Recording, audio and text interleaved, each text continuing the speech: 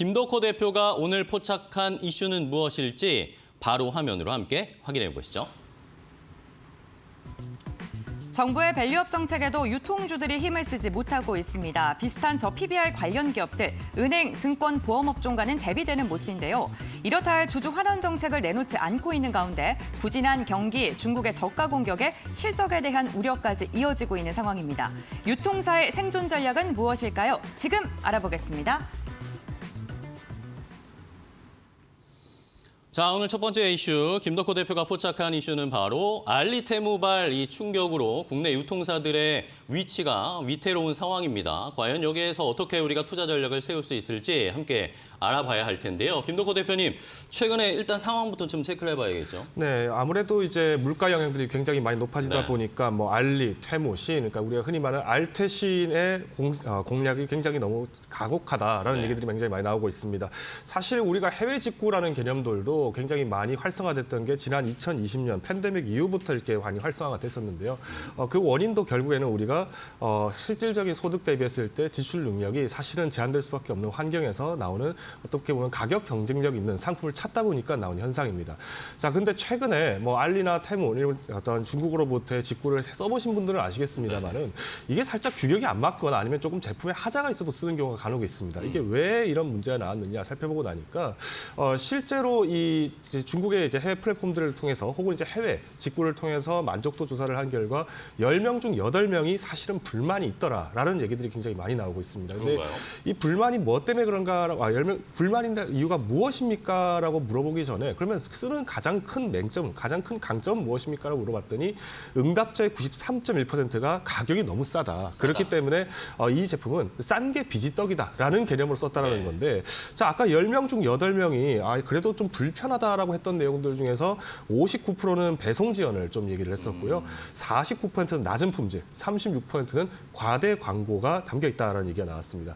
사실 뭐 최근에도 뉴스에 굉장히 많이 나왔습니다. 100만 원짜리 제품을 구매를 했는데 뭐 실제로 뭐 5천 원짜리 액세서리가 왔더라라는 얘기들도 굉장히 많이 나오고 있고요. 뭐 심지어 어제 기사죠. 2천 원짜리 귀걸이에서 무려 발암 물질이 무려 700배 기준치를 초과한 발암 물질이 또 발견됐다라는 얘기들이 나오다 보니까 사실 이렇게 해외 직구를 하시는 분들이 싼 가격에서 쓰는 건 좋지만 문제는 여기에 대한 안전성 검사가 제대로 이루어지지 못하다 보니까 조금 불안하다 하시는 분들이 계십니다. 물론 우리가 모든 이제 통관 검사를 하면서도 사실 이런 제품들의 기초적인 안정성 검사는 하겠습니다만은 지금 현재 뭐 식약처라든가 한국소비자원 같은 경우에는 여전히 직구 제품에 대해서 전수 조사를 하는데 실질적으로 제한이 될 수밖에 없다는 점을 좀 강조를 많이 하고 있고요. 최근에 이제 통관 내 이제 검수 장면들을 보시면 아시겠습니다만은 통관 물량들이 어마어마하게 쌓여 있습니다. 그러다 보니까 여기에 대해서 검사 절차가 어렵다 보니까 사실은 이 안정성 문제가 다시 부각이 되기 시작했고요. 그러면 우리가 그동안 싼 맛에 썼던 이 알리나 테무와 같은 이런 해외 플랫폼으로부터 과연 유통사들은 어떤 행동을 취하고 있느냐 이게 관점인데 사실 이제 우리가 그동안 유통사들 그리고 대형 운용사들 같은 경우에는 사실 어떻게 보면 우리가 기업 가치를 올린다. 기업 밸류업 프로그램 때문에 잠깐 상승을 했었습니다만은 사실 최근 지난 1년, 2년 동안의 실적 부진이 너무도 컸습니다. 그러다 보니까 선뜻 뭐 자사주 소각한다라는 이슈들을 쉽게 내놓지 못했던 상황이고요. 오히려 주주총회에서도 전략적인 비전을 지금 제시를 강하게 하고 있습니다. 특히 뭐 이마트나 롯데마트 그리고 뭐 BGF 리테일과 같이 대형 유통 마켓이라든가 혹은 편의점을 운영하고 있는 기업들 같은 경우에도 기존에는 우리가 흔히 얘기하는 다점포 전략에만 집중을 했다라면 이제는 브랜드화 전략에 좀 굉장히 캐치를 많이 하고 있다는 점 참고하시면 좋을 것 같고요. 앞으로 이제 탄력 부분을 좀 봤을 때 우리가 그동안에는 사실 마스크 벗은 지도 지금 이제 1년 정도 조금 더 지난 상황이기 때문에 어떻게 보면은 우리가 앞으로 외출 부분들이 좀 활성화했을 때 내수가 좀 커진다라고 판단을 하고 있습니다. 그러면 이제는 온라인 유통시장 쪽에서는 사실 알리와 테무가 좀 선전을 하긴 했습니다만 다시 오프라인 시장에서의 활성화 부분들을 주목해 보신다면 유통사 이제는 한 번 더 눈여겨보실 때가 아닐까라고 판단하고 있습니다. 네, 좋습니다. 자, 말씀해 주신 것처럼 알리테무 시인의 이 전략으로 우리 시장을 빠르게 침투해 들어오고 있는데 사실 알리테무는 시청자분들이 많이 아실 것 같은데 쉬는 뭡니까? 시인도 마찬가지로 이제 플랫폼인데, 그러니까 뭐 크게 뭐 제가 부각을 드리지는 않겠고요. 뭐 당연히 이제 우리가 그동안 활용했던 중국제 제품들이 좀 많이 들어왔다는 점 참고하시면 될 것 같습니다. 패션 플랫폼인 거죠? 그렇죠. 근데 최근에 이런 중국 플랫폼들의 특징이 뭐냐면은 국내 점포들을 활용하는 전략들을 굉장히 좀 많이 쓰고 있다 보니까 이제 실제 알리 쓰시는 분들이 그래도 국내 제품 쓰는 편리함도 있더라라는 얘기를 좀 긍정적인 답변하신 분도 계시더라고요. 네, 그래서 이제는 본격적으로 유통사들 이제 각자 도생의 전략으로 가기 위해서 이 기업들을 한번 살펴보시면 좋을 것 같습니다. 네, 알겠습니다. 자, 이렇게 이 알리테무의 이 바람이 무섭습니다. 뭐 최근에 알리테무 쪽으로 우리 국내 유통업계에 직원들도 많이 이직을 하고 있다라는 이런 소식들이 전해지고 있는데 이러면서 알리테무가 여러 가지로 셀러, 고객, 직원까지 다 빨아들이고 있다. 뭐 그런 이야기들이 계속 나오고 있어요. 자, 그렇다면 이것에 대항해서 유통주들의 최근 흐름을 좀 체크를 해봐야 되겠습니다. 요즘 우리 시장에서 그러면 유통주들의 흐름은 어떤지 고은별 앵커와 함께 확인을 해보겠습니다. 네, 유통섹터 최근 흐름 좋지 않습니다. 지지부진한 하락 추세를 이어가고 있는 모습인데요. 아무래도 주주 환원 정책에 대한 실망감 그리고 실적에 대한 우려감이 주가를 끌어올리지 못하고 있는 모습입니다. 특히나 외국인이 지난해 부진한 실적을 발표했던 기업을 중심으로 매도세를 이어가고 있는데요. 대표적으로 BGF 리테일과 이마트에 대한 비중을 강하게 축소하고 있습니다. 다만 이마트 같은 경우에는요. 3월 매출이 지난해보다는 한 3%가량 상승했다라는 긍정적인 이야기가 나왔습니다. 다만 금요일장에는 2%가량 하락했고요. 롯데쇼핑의 흐름이 좋지 않습니다. 2월 중순부터 5일선이 하락 추세로 꺾였고요. 21선 역시나 3월 초부터 좀 꺾인 모습이 나타나고 있는데 이렇게 지지부진한 흐름을 보이고 있는 유통주 가운데서도 과연 눈여겨볼 종목이 있을지 살아날 종목이 있을지 조금 더 자세히 알아보겠습니다. 네, 좋습니다. 고은별 앵커와 함께 유통주들의 최근 흐름 확인해봤는데 역시나 그닥 좋지는 않은 상황이다라는 것을 좀 저희가 체감을 할 수가 있습니다. 그렇다면은 여기에서 김덕호 대표가 생각하는 이 알리테무발 이 충격으로 대항하면서 우리가 생각할 수 있는 종목, 어떤 종목을 좀 골라보셨어요? 첫 번째로 좀 소개드리고 싶은 종목은 이마트입니다. 이마트요? 그렇죠. 네, 네. 공룡 유통으로 굉장히 좀 이마트 많이 괜찮을까요? 나오는데 사실 이마트가 뭐 우리나라 사람들이 좀 이런 말씀을 합니다. 그래도 미국에 월마트가 있으면 우리나라에 이마트가 있다라고 네. 얘기를 할 정도로 굉장히 많은 시장의 장악력을 갖고 있음에도 불구하고 사실 주가는 2018년도 이후부터 점차 회복을 하지 못하고 있습니다.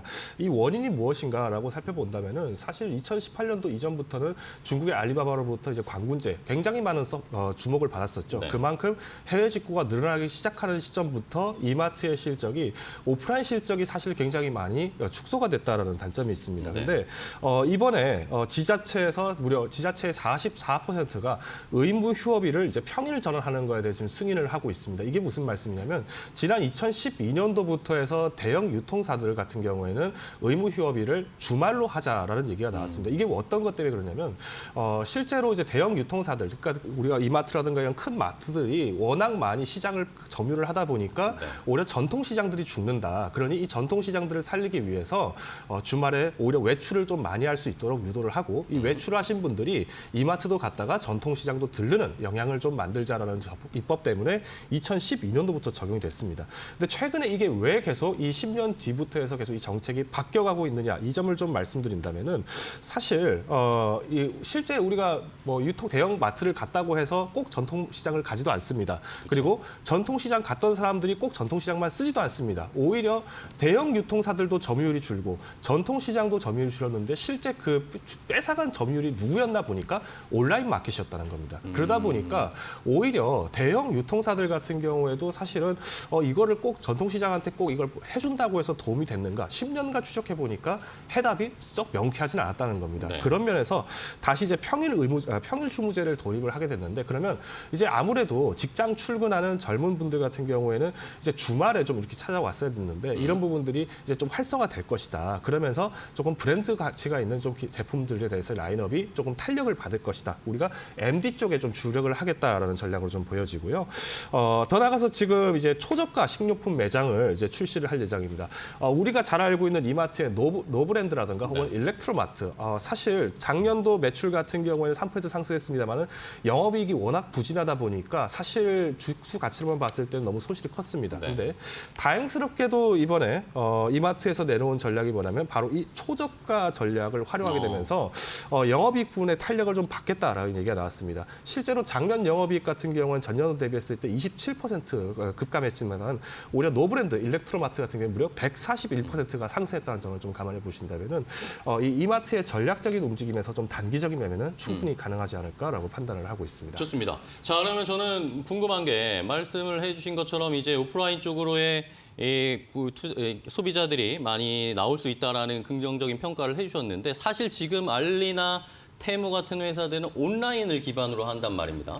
그런 상황에서 오히려 이 알리 테무가 국내에서 유통업체들 전부 다 제쳤다. 그런 쿠팡 빼고 다 제쳤다. 이런 이야기까지 나오고 있는 상황인데 그렇다고 해서 이마트가 과연 수혜를 받을 수 있는 건지도 좀 궁금하고 이렇게 온라인 기반으로 알리 테무의 수혜를 받는 종목을 오히려 찾는 게 낫지도 않을까 그런 생각도 들어요. 네, 맞습니다. 이제 앵커님께서 굉장히 날카롭게 말씀을 해주셨는데, 그러니까 알리 테무의 영향을 받았던, 어떻게 보면 알리의 가장 큰 수혜를 받았던 기업 중 하나가 네. 대한통운이었죠.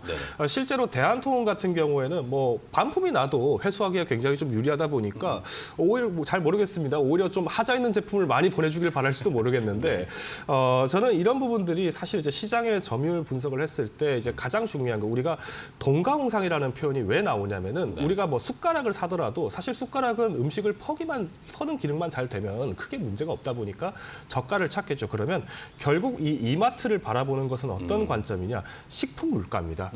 지금 최근에도 지금 금리 인하에 대한 부분이 지연될 가능성이 크다라고 얘기가 나오고 있습니다만은 연준 의원들이 이런 발언을 한 것에 대해서 지금 미국 경기가 탄탄하다라고 보는 원인은 아직까지 농산물 식품이라든가 원유 유가 관련된 부분들은 조금 변동폭은 있습니다만은 지금 앞으로 장기적인 그러니까 근원 물가 같은 경우에 안정화되기 시작하면서 소비자 물가가 다시 조정된다는 거죠. 그런 의미에서 볼 때 우리가 이마트 같은 식품을 취급하는 업종들 같은 경우에는 우리가 충분히 눈여겨볼 수 있다는 점 말씀드리겠습니다. 네, 알겠습니다. 자, 이마트 이렇게 상승할 수 있는 모멘텀들을 체크를 해봤습니다. 정용진 회장이 요즘 뭐 인스타도 끊고 골프도 끊고 열심히 하고 있다고 하니까 이마트도 저희 한번 지켜보도록 하겠습니다. 자, 그렇다면 이 키워드 저희가 이 이슈와 관련해서 김시은 팀장께도 함께 공유를 해드렸어요. 김시은 팀장님은 유통주 어떤 종목을 좀 공략하고 계세요? 일단 뭐 관련했을 때 유통주 같은 경우에는 전부 다 저가의 흐름들을 보면은 바닥권에 있습니다. 그러니까요.